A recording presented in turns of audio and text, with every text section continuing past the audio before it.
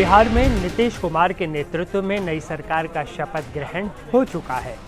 Nitish Kumar record 10वीं बार बिहार के मुख्यमंत्री पद की शपथ ले चुके हैं। उनके साथ 26 लोगों ने मंत्री पद की शपथ ली, लेकिन सबसे ज़्यादा चर्चा उन 3 महिला चेहरों की है जिनको नीतीश कैबिनेट में शामिल किया गया है। आइए जानते हैं कि बिहार की राजनीति में अपनी मजबूत जगह बनाने वाली ये 3 महिलाएं कौन हैं और इन्हें मंत्रिमंडल में जगह देकर एनडीए ने क्या संदेश देने की कोशिश की है। नमस्ते, मैं हूं असीम और आप देख रहे हैं एनडीटीवी इंडिया। ये सवाल इसलिए क्योंकि बिहार विधानसभा चुनाव 2025 में महिलाओं ने जिस बड़े पैमाने पर मतदान किया उसने राजनीति का पूरा समीकरण बदल दिया। बिहार में इस बार महिला वोट सिर्फ संख्या नहीं बल्कि सरकार बनाने वाली पावर में तब्दील हो गया। इसलिए ये कहा जा रहा है कि बिहार विधानसभा 2025 के चुनाव में एनडीए की प्रचंड बहुमत की वजह ये महिला वोटर्स ही हैं, क्योंकि इस बार के चुनाव में महिलाओं का मतदान प्रतिशत पुरुषों से ज्यादा रहा। बिहार के इसी बदलते सामाजिक परिदृश्य को ध्यान में रखते हुए मुख्यमंत्री नीतीश कुमार ने अपनी नई कैबिनेट में 3 महिला चेहरों लेशी सिंह, रमा निषाद और श्रेयसी सिंह को शामिल किया है। ये तीनों अलग अलग पृष्ठभूमि, अलग अनुभव और अलग सामाजिक प्रतिनिधित्व लेकर सरकार में आई हैं।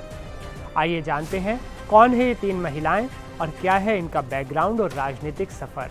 तो सबसे पहले बात करते हैं लेशी सिंह की। लेशी सिंह बिहार की राजनीति में महिला नेतृत्व का सबसे मजबूत और अनुभवी नाम है। पूर्णिया जिले के धमदाहा से आने वाली लेशी सिंह नीतीश कुमार की सबसे भरोसेमंद नेताओं में गिनी जाती है। साल 2000 में वो पहली बार विधायक बनी और उसके बाद लगातार 2005, 2010, 2015, 2020 और 2025 तक कुल 6 बार लगातार धमदाहा सीट जीतकर उन्होंने अपनी मजबूत राजनीतिक पकड़ साबित की। बता दें कि नीतीश कुमार की वर्तमान सरकार में मंत्री पद की शपथ लेने से पहले भी लेशी सिंह बिहार कैबिनेट में खाद्य एवं उपभोक्ता संरक्षण विभाग की जिम्मेदारी संभाल चुकी हैं।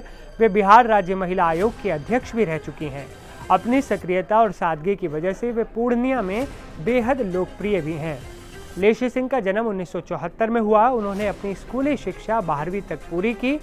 गौरतलब है कि उनके पति भूटान सिंह पूर्णिया की राजनीति में एक मजबूत नाम थे। साल 2000 में अदालत परिसर में उनकी हत्या कर दी गई थी। माना जा रहा है कि नई कैबिनेट में लेशी सिंह को दोबारा जिम्मेदारी देकर सरकार ने उनके अनुभव और स्थिर नेतृत्व पर भरोसा जताया है। लेशी सिंह के अलावा नीतीश कुमार मंत्रिमंडल में जिस एक और महिला चेहरे को शामिल किया गया है वो नाम है रमा निषाद। स्वर्गीय कैप्टन जय निषाद की बहू और मुजफ्फरपुर के पूर्व बीजेपी सांसद अजय निषाद की पत्नी और बीजेपी एमएलए रमा निषाद। निषाद समुदाय की एक उभरती हुई नेता हैं। वे राजनीति में अचानक नहीं आई, बल्कि उनकी यात्रा स्थानीय निकाय से लेकर विधानसभा तक लगातार आगे बढ़ती रही। उन्होंने साल 2007 में हाजीपुर नगर परिषद से वार्ड सदस्य के रूप में अपनी सार्वजनिक जीवन की शुरुआत की थी। इसके बाद 2012 में नगर परिषद की सभापति और फिर 2017 में उप सभापति बनी। स्थानीय स्तर पर उनकी सक्रियता और संगठन में मजबूत पकड़ को देखते हुए बीजेपी ने 2025 के विधानसभा चुनाव में उन्हें ओराई सीट से उम्मीदवार बनाया और उन्होंने शानदार जीत भी दर्ज करके दिखाई। नीतीश कुमार कैबिनेट में रमा निषाद की एंट्री सामाजिक संतुलन के लिहाज से भी अहम है। गौरतलब है कि निषाद समुदाय बिहार की राजनीति में महत्वपूर्ण स्थान रखता है और रमा निषाद की मौजूदगी एनडीए सरकार के सामाजिक संदेश को मजबूत करती है। और अब बात तेज तर्रार उस युवा चेहरे की जो सिर्फ राजनीति के मैदान में नहीं बल्कि खेल के मैदान में भी अपनी चमक दमक बिखेर चुकी हैं। नाम है श्रेयसी सिंह। श्रेयसी सिंह न सिर्फ राजनीति का उभरता सितारा हैं बल्कि भारत की एक अंतर्राष्ट्रीय शूटिंग खिलाड़ी भी हैं। उन्होंने कॉमनवेल्थ गेम्स में सिल्वर और गोल्ड मेडल जीता है। देश का नाम रोशन कर चुकी हैं। राजनीतिक पृष्ठभूमि वाले परिवार से आने के बावजूद श्रेयसी शुरू से ही खेल जगत में पूरी तरह सक्रिय रही, लेकिन 2020 में बीजेपी में शामिल होने के बाद उन्होंने जमुई सीट से अपने पहले चुनाव में ही शानदार जीत हासिल की।